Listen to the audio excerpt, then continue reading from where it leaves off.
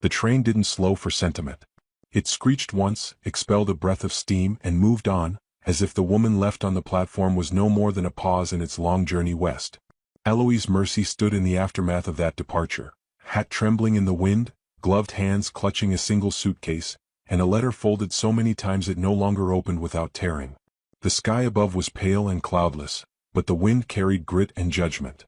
This town had no patience for outsiders and even less for women alone.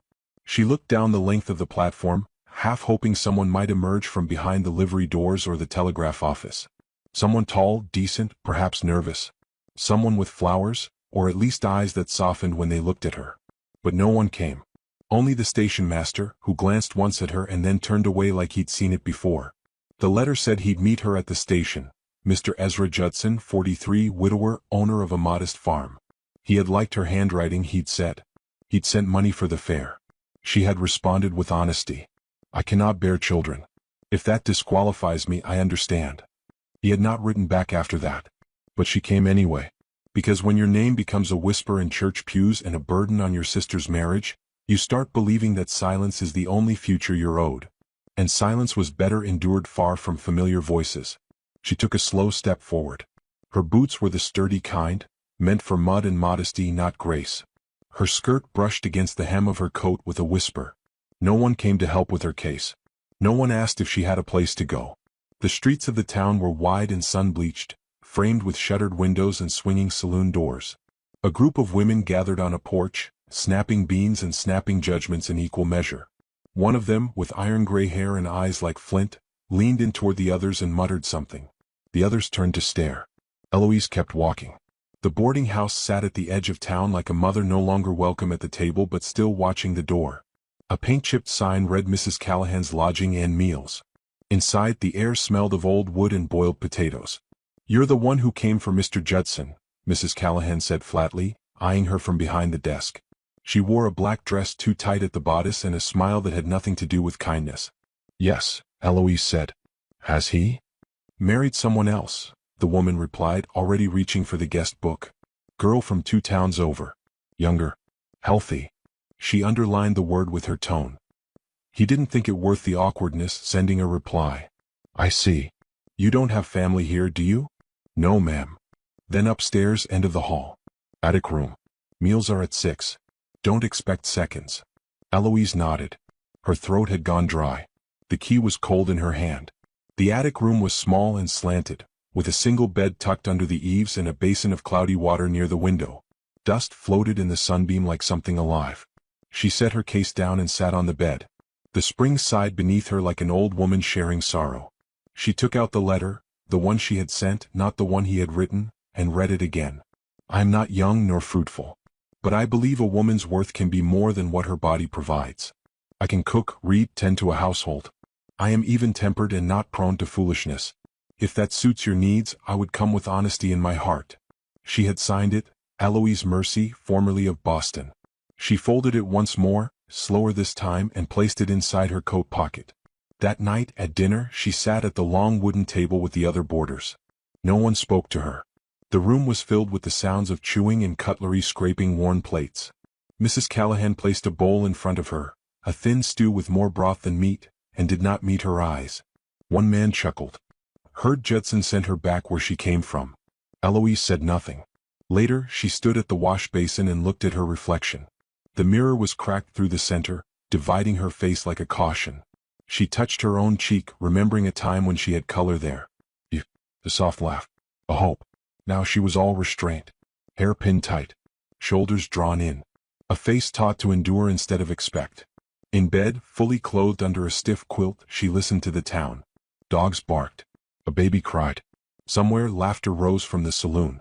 She turned her face to the wall, and for the first time since boarding the train, let the tears fall. The next morning, she woke to frost on the window. The desert air had turned cruel overnight. She dressed in silence, avoiding her reflection. Outside, townsfolk passed her like she was a stain they wished the wind would carry away. By noon, she found herself at the general store. She needed thread, if nothing else, to mend her gloves, perhaps the split in her soul. The bell rang as she entered. The shopkeeper looked up, then looked away. She kept her head down. Miss Mercy? She turned. The voice was deep, quiet, like it wasn't used often but was steady when it was. He stood near the barrels of dried beans. Tall, dust-lined coat, boots worn thin. Hands like he worked the land, not the tongue. "I'm Silas Boone," he said. She nodded, unsure what to say. "I saw you at church yesterday." She lowered her gaze. "Most did." He took a step closer. "Folks talk in this town. They always will. But they don't know what they're talking about." She looked at him then, really looked. His face was sunburned, but his eyes were clear. Blue but not cold. "I'm sorry about Judson," he added. "That was cruel." She wanted to say thank you, but the words wouldn't rise. Instead, he nodded once and turned away. At the door he paused. "I've a porch that gets the morning light. If you ever get tired of whispers, you're welcome to sit a spell." He left before she could answer. That evening, as she folded the shawl at the foot of her bed, Eloise touched the thread she'd bought. Still unused. Still coiled. The town had offered her silence. But Silas Boone had offered a seat. And maybe, just maybe, that was the start of something. The church sat on the hill like a promise worn thin. White paint peeled from its sides. A single bell swayed above, catching the morning sun but refusing to ring until touched by hand. Eloise climbed the steps slowly, holding her shawl closed against the wind. She had dressed modestly, in grays and soft blues, colors that apologized before she even opened her mouth. Inside, the pews creaked under the weight of Sunday habit. Townsfolk filled the room with starched collars and murmured greetings that ceased when she entered. Eyes flicked toward her like candle flames swaying in a draft. She sat in the back pew. Alone. Hymns began, rising low and hollow, as though the town's faith had turned brittle with age. She sang quietly, voice barely above a whisper. No one turned. No one smiled. Until she heard a shuffle beside her. Silas Boone entered from the side door. Late as always. He didn't carry a Bible, didn't remove his hat until he found his place near the aisle. His boots thudded softly against the wooden floor as he moved to sit beside the preacher. He glanced down the rows, and found her. Their eyes met across the congregation. She tried to look away. But something in his gaze made her stay. It wasn't sympathy. That would have been unbearable. It was recognition. A quiet acknowledgement between two people who had spent too much of their lives being spoken about, never to. After the sermon, the townsfolk filed out like cattle through a narrow gate. Eloise stood last, unsure where to place herself. She didn't have to wonder long. "Well," said Mrs. Callahan, appearing at her elbow, lips pressed tight around a smile, "I suppose even the Lord has room for barren branches. Though I do hope you're not planning to take root here." The words landed like a slap. But they were loud enough for others to hear, and that was the point. Silas Boone, walking past, slowed. He turned toward Mrs. Callahan. Not abruptly. Just enough. The air shifted. He didn't say a word. Just looked at her. And Mrs. Callahan, for all her venom, looked away first. Eloise stared down at the dust between the planks of the church steps, cheeks burning. "I apologize," Silas said, voice steady. "You didn't say anything." "No. But I stood where she could see me." Eloise didn't know what to make of that. But her chest ached with something unspoken, and it was not entirely sorrow. He walked beside her down the steps. Not offering his arm. Not rushing. Simply matching her stride. At the edge of the road he tipped his hat. "Miss Mercy. Mr. Boone." And he left. That evening, as twilight turned the streets to silhouettes, Eloise sat by her attic window with a needle in her hand and a worn glove in her lap. She wasn't sewing. Just holding the thread taut. Her mind spun with the weight of unspoken things. A knock startled her. By the time she opened the door, no one was there. Only a bundle of firewood, neatly stacked beside her threshold. She looked down the hallway. Empty. She carried it in with both arms, careful not to drop a twig. She didn't know if it was a gesture of charity or friendship, but in that moment, it felt like both and more. The next day the children arrived. A girl with freckles and a crooked braid, no more than 10, and her younger brother, solemn-eyed and gap-toothed. They stood at the edge of the boarding house porch, unsure. "Are you the lady with the empty room?" the girl asked. "I suppose I am," Eloise said gently. "Uncle Silas said you looked cold. He says people forget to be warm sometimes." The boy handed her a pie, lopsided but still steaming. Eloise blinked. Her throat was suddenly tight. "Tell your uncle thank you." The children grinned and ran off before she could say more. She set the pie on her bedside table, but she didn't eat it that night. Instead, she just looked at it, as if afraid a single bite might wake her from something fragile. 2 days later, she saw Silas again, this time outside the general store. He was loading sacks of flour onto a wagon. His movements were deliberate, precise. He didn't see her at first, but when he did, he paused, nodded. "Pie was very fine," she said, unsure if that was appropriate or enough. "They made it," he replied. "I told them you might not eat it." "Why?" "Didn't know if you'd trust the crust." She smiled, surprised by the faint humor in his voice. It looked safe enough. He returned to his work. She hesitated, then asked, "Do they live with you?" "The children?" "My brothers. He and his wife passed last year. House fire. I took them in." "I'm sorry." "Me too." She almost said more, but he lifted a sack and settled it on the cart, arms flexing beneath his rolled-up sleeves. A man made of labor and solitude. She stepped back, sensing the conversation had ended. But before she turned, he spoke again. "They miss being read to." That night, she found an old storybook in her trunk. A gift from her former students. She brushed dust from the spine and wrapped it in cloth. The next morning, she walked to his ranch. The house was modest but well kept. A porch with a rocking chair. A chicken coop out back. Wind chimes made of old silverware jingled in the breeze. Silas wasn't outside. But the door creaked open. Eloise stepped onto the porch, heart pounding. She didn't knock. She simply left the book on the rocker and turned to go. But a voice stopped her. "Won't you stay? They'll be up from chores soon." He stood in the doorway, backlit by the light behind him. She hesitated, then stepped inside. The children cheered when they saw her. That evening passed in the scent of bread and the rustle of pages. Eloise read aloud while the boy rested his head on her arm and the girl traced drawings in the margins. Silas sat quietly, listening. He didn't speak, but once she caught him smiling, barely but there. As dusk deepened, she stood to leave. "Thank you," she said. "You brought the book. You brought the pie." He gave a small nod. "Guess we're even." She stepped onto the porch.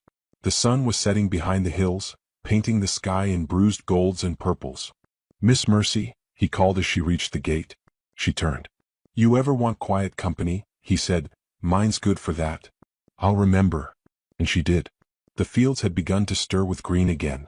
Spring crept slowly into the land like a cautious guest, and the wind softened just enough to let flowers rise between stones. On Silas Boone's ranch, the air smelled of damp earth and horses, of bread cooling on open windowsills, and new grass breaking through the frostbitten soil. Eloise walked the fence line with a small tin pail in one hand and a kerchief tied beneath her chin. She wasn't his wife, not yet, not by name, but each day she stayed, the land began to learn her shape. She mended shirts on the porch and read aloud as the sun lowered, her voice steady and low. She laughed more freely with the children, and though her steps were still careful, they no longer bent inward with shame. Her silence was softer now, less like defeat, more like listening. The bond between her and Silas had grown the way wildflowers did, unplanted, unspoken, but unmistakable. They never talked of feelings. Instead, he left a tin of coffee near her door when she ran low. She brought blackberry preserves wrapped in a handkerchief to the ranch. He sharpened her scissors. She mended his work shirts with the care of someone who no longer needed to explain herself. But the town noticed. They always did. Whispers rose like weeds after rain, between women in bonnets exchanging thread, between men loading wagons at the feed store. "She's living with him, you know," one woman said loud enough for Mrs. Callahan to hear. "Not even married. And she can't give him children anyway. What's the point? I heard she was rejected by 3 men before this one. I heard she's cursed." Eloise heard none of this firsthand. But she saw it in the glances. The way conversations thinned when she approached. The way children were pulled closer to skirts when she passed by, as though kindness were catching. One afternoon she visited the market. She picked out apples, firm, red, smelling of late sun. She handed over her coins. The grocer didn't reach for them. "Silas Boone should send his wife," he said, emphasizing the word with quiet cruelty. "Else folks'll keep thinking what they're thinking." Eloise paused, then laid the coins on the barrel between them. "She's busy," she said gently. "Reading to his children." The man didn't answer. She took the apples and walked away with her spine held like a rail post. That evening she stayed longer at the ranch. The children begged for another story. Afterward, they fell asleep on the braided rug, tangled in each other's limbs like kittens. Silas poured coffee into chipped mugs and handed one to her. They sat on the steps, watching the wind bend the dry grass across the field. The silence between them was not tense. It breathed. "I heard what happened at the market," he said finally. Eloise didn't look at him. It doesn't matter. It does. She waited. They'll talk no matter what you do. Might as well do what matters. She sipped the coffee. You don't mind them thinking I'm staying? I'd mind more if you left. The words settled between them like something final. She watched the horizon. I spent so long believing I had to earn a place. With children. With usefulness. With silence. You don't have to earn anything here. She nodded, her eyes glistening. But the peace didn't last. 3 days later, Mrs. Callahan cornered her outside the boarding house. Miss Mercy, she began, voice sharp with false concern. A woman must be mindful of what she allows people to believe. I believe I'm helping a family. You believe too much in your own virtue. Eloise stepped back. Do you want me gone? Mrs. Callahan didn't answer with words. Just turned and shut the door harder than necessary. That night, Eloise packed her small case. Not because she was leaving, but because it reminded her that she could. The next day she returned to the ranch. The children ran to her as if nothing had changed. Silas noticed the case in her hand. You leaving?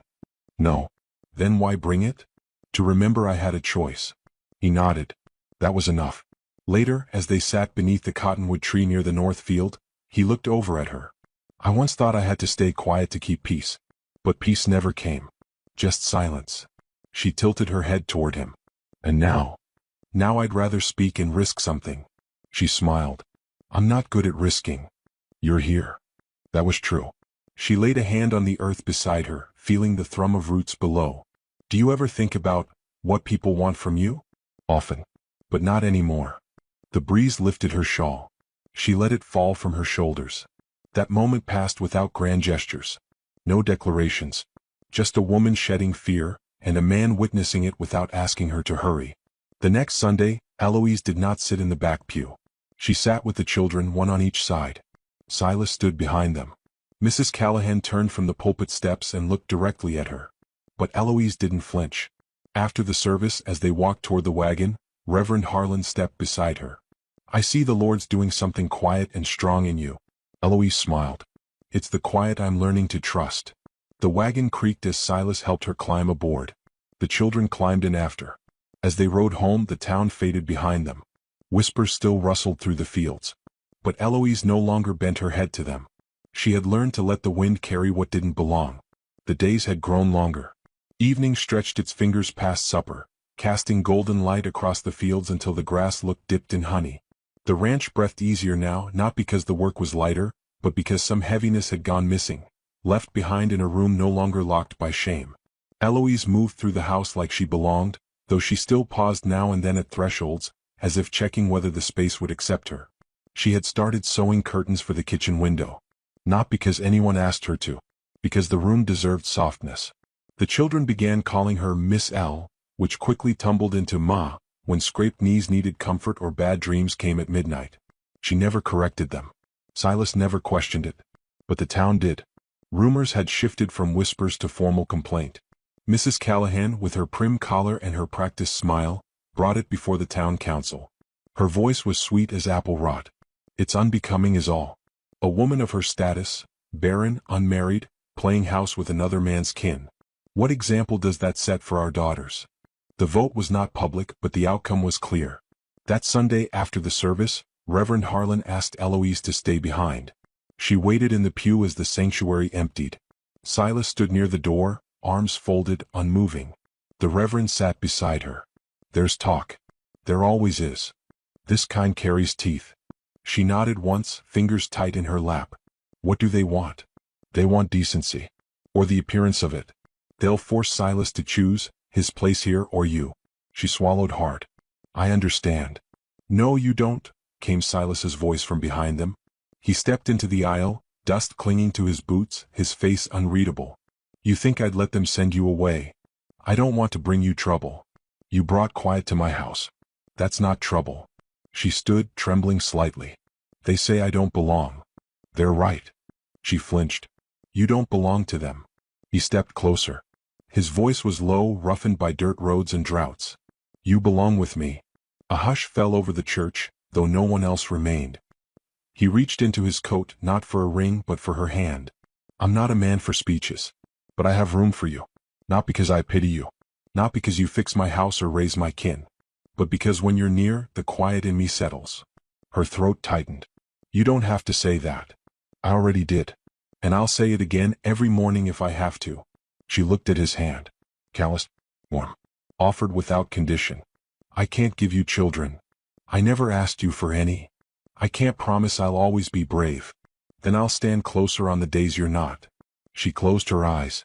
Let the words sink into the ache she had carried for so long it had begun to feel like bone. Then, with no audience but the pews and God himself, she said, yes. Not loud. Not triumphant. But steady. They walked home side by side, not speaking, not needing to. That evening, the children braided wildflowers into her hair and called her beautiful. She didn't correct them. Later, while folding laundry, Eloise paused with one of Silas's shirts in her hands. She held it to her chest a moment longer than needed, breathing in the faint scent of cedar and smoke. It smelled like home.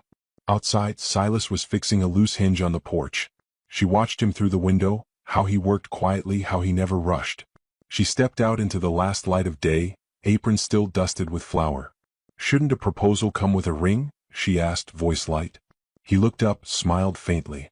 I've got a fence line that needs fixing and a calf that chews through my bootlaces. All I can promise is that I'll never turn from you. I'll take that. He rose, brushed off his hands. Good. Because it's all I have. It's all I ever wanted. They stood there in the golden hush, the world narrowing to the space between them. It wasn't romance in the way the world taught, no candlelight or poetry. Just two souls who'd grown tired of proving themselves, offering instead their unvarnished truth. And for Eloise Mercy, whose life had been measured in rejection and what she could not offer, that truth was more precious than gold. She belonged. Not because someone claimed her, but because someone stayed when the world said he shouldn't. The sun rose slow the morning after their quiet promise.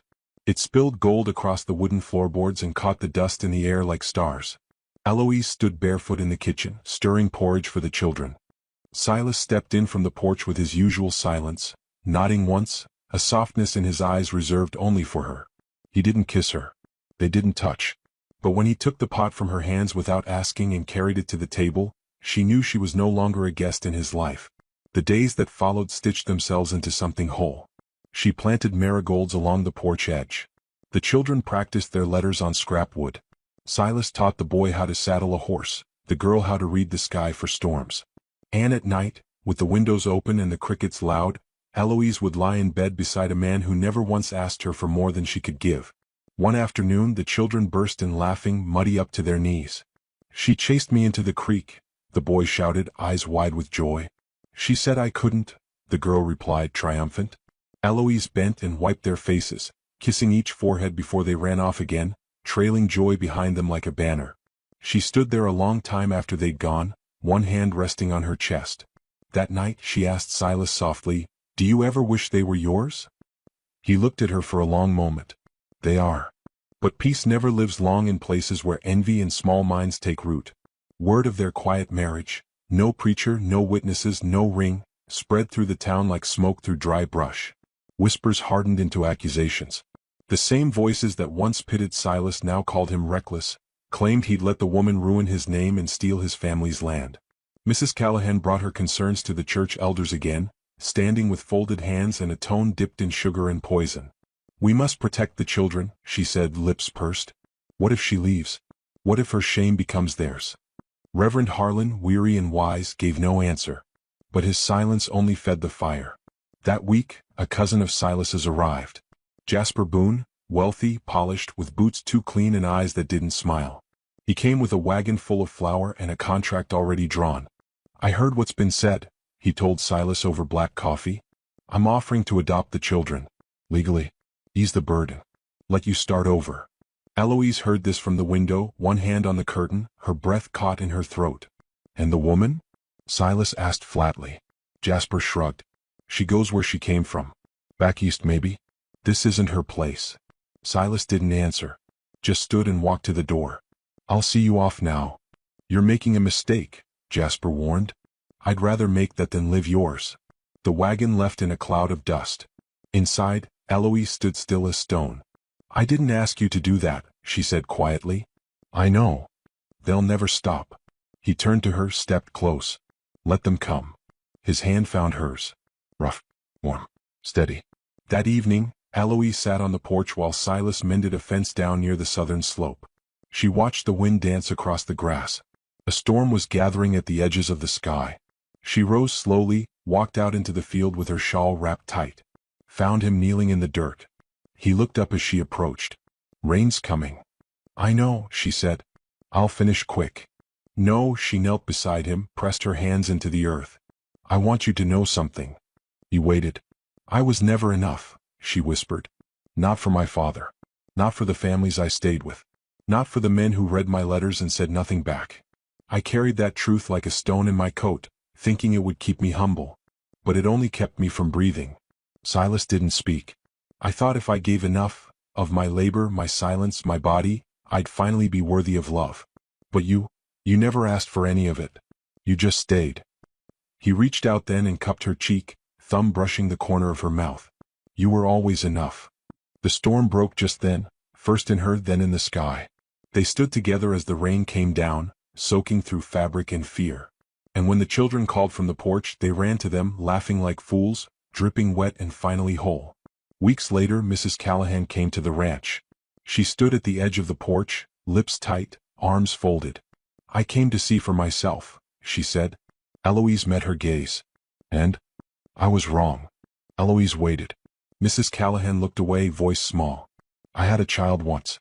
Born too early. Died before he breathed. I never told anyone.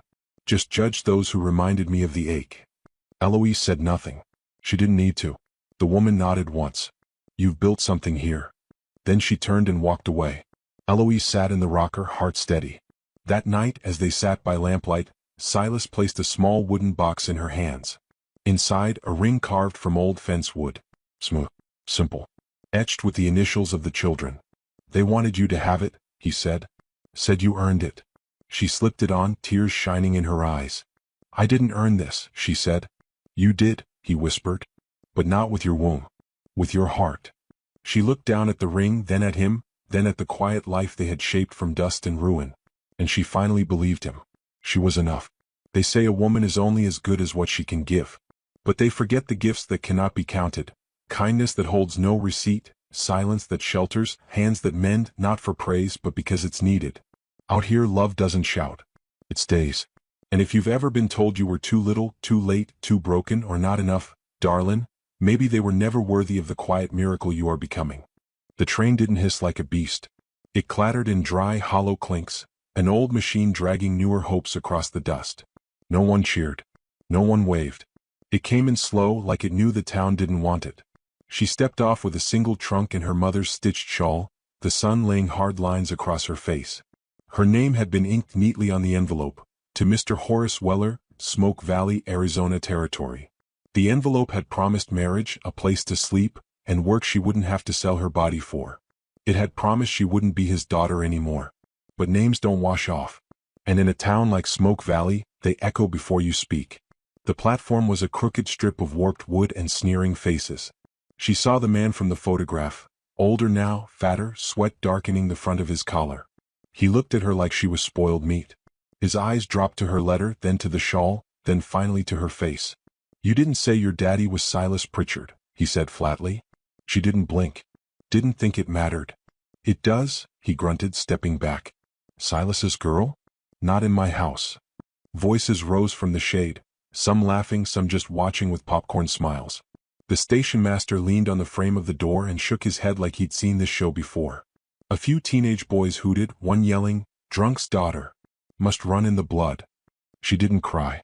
She trained herself not to, not after the night her father tossed a bottle at her cheek for blinking too loud. Her hand didn't tremble when she folded the letter and tucked it back into her boot.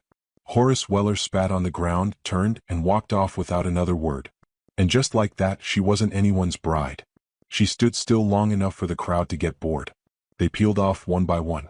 An older woman offered her a look that was almost pity, but not quite. More of a warning, "You shouldn't have come here."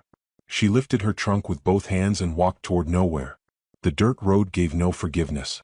The heat pressed against her chest, making it hard to breathe. A buzzard circled. She heard it before she saw its shadow. Then, boots. Measured. Quiet. She turned. He stood a few paces back. Tall. Broad-shouldered. Clean but not polished. dust on his coat like it lived there. His hat shaded most of his face, but she could tell his eyes were steady. Not soft, steady. There's a difference. Name's not important right now, he said, as if continuing a conversation neither had started. But I've got room. And no use for gossip. She narrowed her eyes. You saw what just happened. I did. And you're still talking to me? I am. Why? He shifted. Not uncomfortably, just taking a moment to pick his words like stones in a stream. You looked like you needed a place. I got one. What do you want in return? Ma'am, I'm tired.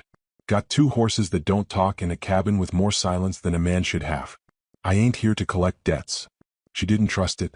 She wanted to. But trust was something her father had traded away a long time ago for rye and a woman who wasn't her mother. Still, she was too tired to keep walking, and this man wasn't sweating lies. His voice had no need for decoration. And something in his stillness felt like a door left open. Not a trap, just an invitation. She nodded once. He took her trunk without asking and started walking. They passed the church, where a crooked sign offered Sunday hope and Wednesday stew. Past the saloon, where a man with one eye hummed and rocked in a chair like a ghost still waiting for war. No one waved. The walk was long enough to outlast the tension. Dust turned to creekbank. The trees thickened. Birds replaced the town's whispers. Her breathing eased. The cabin appeared like it had grown there, not been built. A wooden porch, a tin roof patched with care, and a fence that needed mending. 2 horses grazed nearby, lazy and unbothered. Inside the space was plain. Warm. A fireplace with ashes still glowing, a cot folded neat in the corner, and a table with a single tin cup set in its center. He placed her trunk near the window and lit a lamp. You'll have the bed. I'll take the floor. You don't have to. I didn't bring you here to share a bed. She flinched. Not visibly, but he noticed. He didn't press. Dinner's beans and bread, he added. I don't keep spirits here. That last part, she noticed, was said carefully, as if he knew what it might mean to her. She nodded again, slower this time. That night, she watched the stars from a window cracked open for air. The bedsheets smelled like wood smoke and something faintly herbal, sage maybe. She couldn't sleep. Not yet. Outside, he sat on the porch, whittling something small. Maybe a horse. Maybe nothing. She watched the curl of wood fall and thought about her mother. About the promises men make in ink. And how easily they break them with silence. She rose and padded to the doorway. The floor didn't creak. You didn't ask my name, she said. He looked up. You'll tell me when you're ready? I'm not her. I'm not what he was. He nodded once. Didn't figure you were. The night held still between them. Wind rustled the trees like someone clearing their throat gently. Then he said, you want to stay, you stay. You want to leave, I'll give you a horse and food for the road. I ain't got anywhere to go. Then you've got here. Her chest felt tight again, but it wasn't fear this time. It was something heavier and quieter. Like sorrow being given a chair to sit in. She whispered, thank you. No need, he said and went back to whittling. The morning came in slow pinks and golds. She didn't sleep, but when the light touched her face, it didn't feel like an accusation. She rose, folded the blanket and stepped outside. The air was cool. The man was already splitting wood. He didn't look up. I can cook, she offered. Then cook. She smiled a little. It surprised her. Inside, the cast iron was clean. She cracked eggs, fried them, and made toast on the edge of the stove. When he sat to eat, he looked at the plate like it was something sacred. Been a while since anyone cooked for me. She didn't say anything. Just sat across from him and ate too. When they finished, he wiped his mouth with the back of his hand and stood. Fences down by the west line. I'll need help. I ain't scared of work. I know. They walked out together, and for the first time in years, her shadow didn't feel lonely beside hers. The days passed not with noise, but with rhythm. At dawn, she woke to the thud of an axe. Not angry strikes, measured ones. She learned his patterns before she learned his name. 2 chops, then silence. Then a third, clean and low like punctuation. The quiet man didn't fill space with stories. He worked like a man raised by silence and maybe saved by it. He'd nod when she offered to help, pass her nails and tools without a word, and split the weight of chores without hesitation. By the 4th day, she knew how he liked his coffee, black, left alone. By the 6th, she knew he didn't pray aloud, but lingered over his plate like a man who thanked something. Or someone. Still, he never asked about her father. Not once. And that's why it hurt more than if he had. Because she kept expecting it. One morning, after feeding the hens and sweeping the porch, she found a half-built chicken coop near the barn. The nails had rusted, the wood warped from old snow and heat. She stood there, hands on hips, eyeing the crooked roof. Was that meant to be something? She asked. He looked up from repairing the fence post, shaded by his hat. Got left halfway. Like a lot of things. He raised an eyebrow but didn't smile. You mind if I fix it? She added. I mind if you do a poor job, he said, tossing her a hammer. She caught it midair and got to work. She didn't realize how long it had been since she'd used her hands for something that wasn't defense or hiding. With every plank she straightened, some part of her untwisted. Her mother's voice echoed now and then, guiding her. Measure twice, cut once. She used to say it with a wink, like it applied to men too. The sun burned the back of her neck, and blisters rose on fingers long and used to this kind of labor. But it felt good. Clean. Honest. By evening, the crooked frame looked steadier. She stepped back to admire it. He approached from the barn, wiping his hands with a rag. You built it square, he noted. I ain't useless, she muttered. I didn't say you were. No, but most men do. They just use quieter words. He looked at her then. Really looked. And for a moment she thought he might say something soft. Something kind. But he said, come wash up. Supper's ready. That night, over a pot of stew and thick slices of bread, she asked the question. Why don't you ask about me? He didn't blink. Didn't set his spoon down. Figured you'd tell me if you wanted to. And if I don't? Then I reckon it's your business to keep. She leaned back, eyes narrowing. What kind of man just lets someone stay on his land, no questions? He met her gaze, steady. One who's been judged enough to know it don't help. She studied him. He didn't flinch. His hands were rough, but his voice never was. Something about the way he answered, honest, unhurried, unsettled her more than lies ever did. You're strange, she said. Stranger than a girl who rides into town with no family and a cursed name? She smirked, despite herself. Touché. The next week brought storms. Thunder rolled over the valley like the heavens were dragging something heavy across the floor. The wind turned violent. Rain slammed against the windows like it wanted in. She stood by the fireplace, arms crossed as the roof groaned above them. Your shingles gonna hold? She asked. They have so far. And if they don't? I've got buckets. She turned to him slowly. You're a strange comfort, you know that? I hear it now and then. The fire cracked. He handed her a blanket, then sat back in his chair and began whittling again. What are you carving? She asked. He paused. Not sure yet. Sometimes what tells you. Must be nice. Knowing something'll speak to you if you're patient enough. He nodded but didn't speak. The silence didn't feel awkward. Felt chosen. She watched the flames. My mother used to sing when it stormed. Said it kept the darkness from getting in. He said nothing. I haven't heard her voice in 10 years, she whispered. Still he didn't speak. But he set his carving down. And that, somehow, was louder than words. 2 days later, she found the carving on the edge of her windowsill. A bird, simple wings tucked in. Smooth, unfinished. She traced it with her thumb. She didn't thank him. He didn't need her to. That same afternoon they went into town. He needed nails. She needed soap. The town still looked at her the same way, like her last name stuck to their tongues like bitterness. They walked side by side, but no one dared speak to her with him beside her. There was something in his gait, in his silence, that warned people off. Not violent, just sure. But in the general store, the whispers started again. That's Silas Pritchard's girl, one man muttered. Drunk's blood runs deep, said another. The storekeeper paused, ringing up the nails. The rancher didn't raise his voice. Didn't glare. He just said, y'all done? Or you want to say it to her face? The room went still. She didn't turn around. Didn't need to.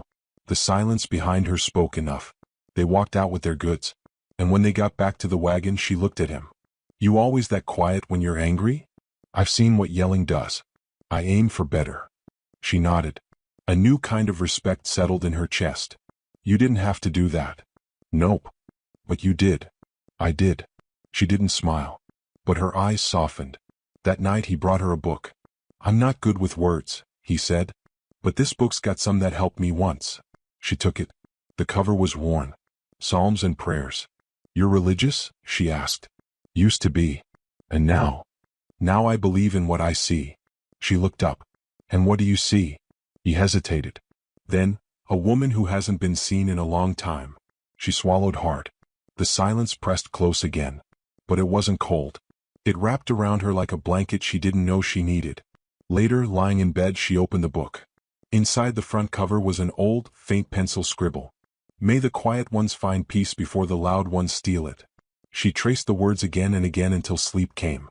In the following days things changed, not fast, not loud, but certain. She started humming again while working. She let her braid fall down her back instead of twisting it up like armor. She asked him one morning if he liked pie. "I do," he said. "But I like it better when it surprises me." So she surprised him, with apple and too much cinnamon. He didn't complain. He ate 2 slices. And when her hand brushed his while drying dishes, he didn't flinch. The next challenge came at the well. She was hauling water when the rope slipped. The bucket slammed against the side, splashing her dress and jarring her wrist.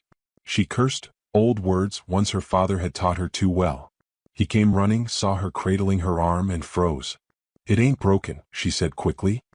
He took her hand gently, inspecting the wrist, then tied a scrap of linen around it. "You've got a bad habit of trying to do everything yourself," he muttered. "I had to," she whispered.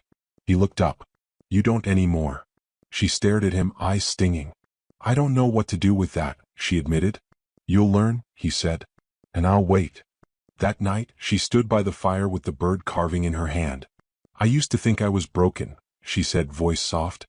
"That being his daughter meant something was wrong in my blood." He didn't answer. "But I think, maybe being hurt doesn't mean you're wrong. Just means you lived." He nodded. "Takes strength to say that. Takes strength to wait." They looked at each other. No one moved. And then she whispered, "I think I'd like to stay. I think I'd like that too." The skies broke just after noon. Darkness rolled in from the west like a threat kept too long. Clouds stacked over the hills, heavy and bruised, and the wind turned cold as spilled water. She stood at the edge of the pasture with a coil of rope in one hand and a deep unease in her chest. He'd gone out to mend a broken gate, silent as always, leaving her to tend to the chickens and check the drying herbs hanging in the kitchen. But even in the quiet she felt something gathering, like a storm behind the ribs, not the sky. The first crack of thunder shook the porch rail. Rain followed with no warning, sharp and sudden, drumming hard on the roof and turning the dirt to mud in minutes. She ran outside without thinking, apron catching wind, just in time to see him stride out of the trees, soaked to the bone, hat slanted low against the downpour. His jaw was tight, eyes sharper than usual. His shirt clung to him, torn just below the collar, ripped, not worn. She called out, but he didn't answer. Just dropped the tools on the porch and walked past her into the cabin like a man chased by thoughts he didn't want her to see. She followed. Inside the room felt smaller. Wet clothes, damp firewood, and the closeness of something unsaid. "You all right?" she asked. He didn't answer. Just sat down hard in the wooden chair and stared at the floor. His knuckles were scraped. "Did someone come out there?" Silence. "Rancher." He looked up then, slowly. Not with anger but with weight. His voice when it came was low and flat. "A man I knew. From before." "Before what?" "Before I stopped letting anger run my life." She stepped closer, arms crossed against the chill. "You hit him?" "No." Pause. "He hit you." "Words. Just words. But you came back different." He stood. Walked to the window where rain ran in streaks down the glass like old regrets. She watched his reflection more than his face. "You don't talk much," she said. "But I hear you fine when you do. So say what's crawling under your skin." He was quiet for too long. Then, "He said you were just like your father. Said I was making the same mistake my mom made, trusting someone who'd ruin me in the end." Her breath caught. "And you believed him?" she whispered. "No," he said quickly. "But it stirred things." She nodded once. "The pain didn't come sharp, it came slow. Like water rising." "Why didn't you tell him he was wrong?" "I did," he said. "But I shouldn't have had to." She turned away, hands trembling. She didn't want to cry. "Not for this. Not again." "You still think I'm her?" she asked, voice thin. "I think you're you. But I'm her daughter." His daughter. Same blood. Same name. "You think names matter more than choices?" "Names stick longer." He took a step toward her. "Then change it." She spun. "To what?" "Whatever you want. Mine if you'd take it." That stopped her. The rain faded to a dull roar outside, like the sky was listening. She stared at him. Eyes wide. Chest tight. "You're not asking me to marry you, are you?" she asked, trying to laugh and failing. No, he said. Not yet. But I'd stand beside you if you wanted to be someone else. She didn't speak. Couldn't.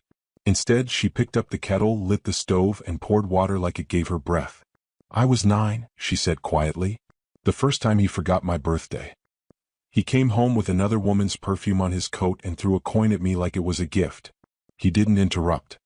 He used to lock my mother in the root cellar when she cried too loud. Said grief was weakness. Said women were made to bend. She poured tea into a cracked cup. I swore I'd never love a man who drank. And never one who stayed silent while others hurt me. She turned, cup in hand, and met his gaze. You don't drink, but you're quiet. And sometimes I don't know what silence is hiding. He stepped forward slowly. His voice was soft now. I don't stay quiet to hide. I stay quiet to listen. To what? To what people need more than what they say. The air between them thickened. Her fingers wrapped around the cup, seeking its warmth. I don't know how to believe in something that doesn't want to break me, she said. Then let me teach you slow. Thunder rumbled again, but it felt farther off now. Like the worst of it had passed. He reached for the bird carving still sitting on the shelf. Held it out. This ain't perfect. I never finished it. Thought maybe you would. She took it. The wings were rough on one side, smooth on the other. It fit in her palm like it belonged. I don't know how, she said. Then we'll learn together. Later that week, after the storm dried up and the days turned warm again, she went into town for thread. He rode with her, quiet as usual. But the people looked at them different now. Not kinder, just quieter. Like maybe they saw something they didn't understand. In the mercantile, the clerk asked her name for the ledger. She hesitated. Then, just call me the rancher's girl. He glanced at her sideways. She smiled, small and sure. Outside, he helped her onto the wagon seat, hands lingering at her elbow. I don't mind if they think that, she said. Think what? That I belong to you. He looked away, then back again. Only if you think you do. I don't yet, she said. But I might. Back at the ranch, she hung laundry in the sun, bare feet in the grass. He fixed the door hinge and didn't say a word. But he watched her. Later that night, when they sat by the fire, she rested her head on the armrest beside him. Not touching, but close. You ever get tired of being so careful? She asked. I used to be reckless. Got people hurt. I used to hide. Got myself hurt. They both smiled then. Not full. But real. The knock came just after dusk. She'd been folding a clean linen sheet when the sound thudded against the door. Once, then twice more. Heavy. Familiar. The kind of knock you remembered in your bones.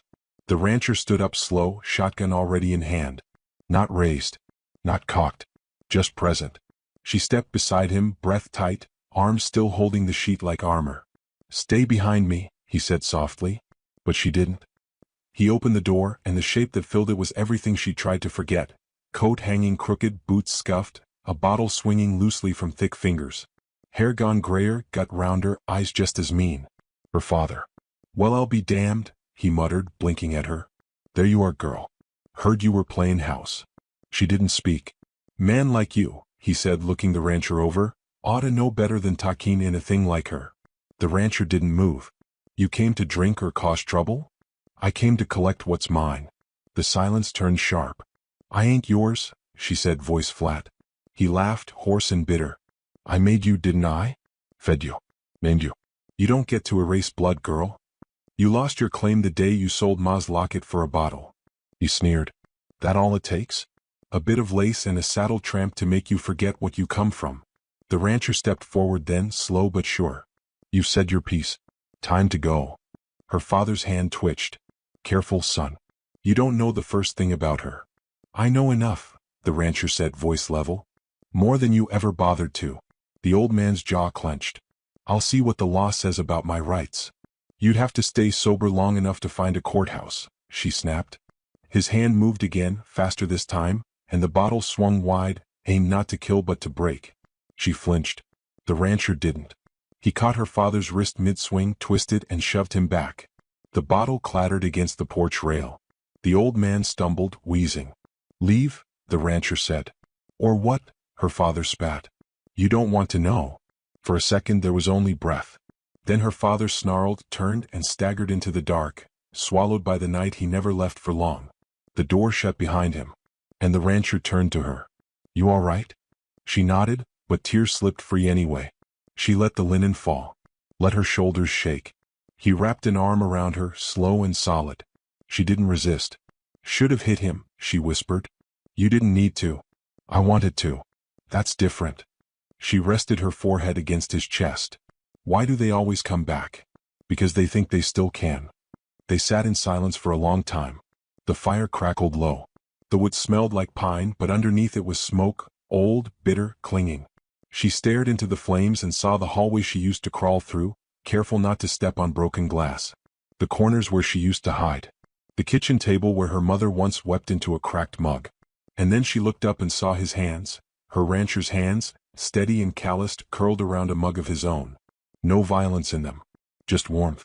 Do you ever get tired? She asked. He blinked. Of what? Being the one who holds the line. He exhaled. Sometimes. But I'd rather be tired than ashamed. She nodded. I think I've been running from shame so long I don't know how to stand still. You don't have to run anymore, he said. And if I freeze? I'll wait. The next morning the sheriff rode out.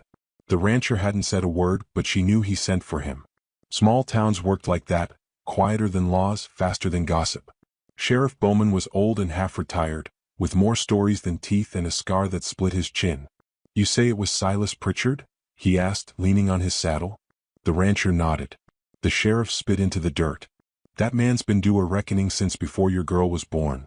She's not my girl, the rancher said. The sheriff raised a brow. She's her own. The old man smiled just a little. I'll see he don't bother you again. One way or another. She stood behind the door and watched the sheriff ride off with a rifle strapped across his back like it was just another part of him. By sundown she was rebuilding the coop again. It had fallen in the storm last week, and she hadn't found time to fix the roof. The hammer felt good in her hand, like a choice she made. He watched from the porch, sipping coffee. You always watch like that? She called. He shrugged. When I care what happens. She hammered another nail. Why didn't you raise your hand last night? She asked. He took a long sip. I've raised it before, he said. Didn't like the man it made me. And me? You made me want to be better than that. She looked over, tears sudden sharp. He stood, walked to her and offered his hand, not to take but to steady. You've lived through fire, he said. You don't owe anyone your ashes. Later that night she placed the half-carved bird back on the mantel. She'd finished one wing. Left the other rough. I think I like it this way, she said. Why's that? Because it shows where it came from. He looked at her, eyes soft. You sure you don't want to finish it? Not yet. Maybe never. That's all right. It's still a bird, she said. It is. And I'm still me. You are. She smiled. Spring came slow but sure. The prairie thawed in pieces, ice breaking from creek edges like old grief finally moving, frost releasing its grip on fence posts one morning at a time. Buds opened quietly on trees that had once looked dead. And her heart, without fanfare or warning, began to open too. She woke earlier now. Not from fear. From peace. She no longer stared at ceilings waiting for screams. No longer listened for footsteps in the dark. Instead, she folded quilts, washed tin cups, and looked at her hands, calloused, scraped, warm from work. They didn't shake anymore. The rancher still rose before the sun. But now he left the kettle near the stove and she'd find it warm when she stirred. Small things. Thoughtful things.